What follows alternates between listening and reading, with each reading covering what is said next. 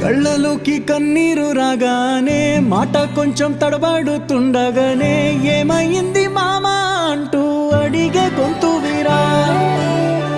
నీతో ఉంటే నవ్వుతూ ఉంటారా, నువ్వుంటేనే మనమని అంటామురా.